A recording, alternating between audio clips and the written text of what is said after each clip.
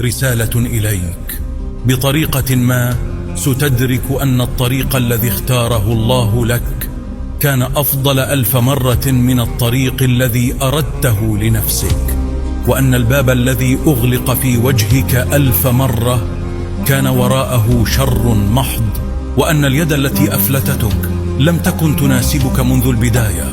وأن البلاء الذي أنهكك لم يكن سوى رحمة مهداة، وأن انهيار الأسباب من حولك لم تكن بالقسوة التي ظننت، وإنما هي سنة الله في خلقه،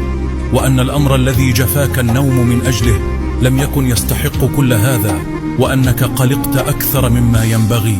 بطريقة ما ستدرك أنك لست مالك أمرك، وأن أمرك إن ضاق واستضاق له رب هو أولى به، وأن الله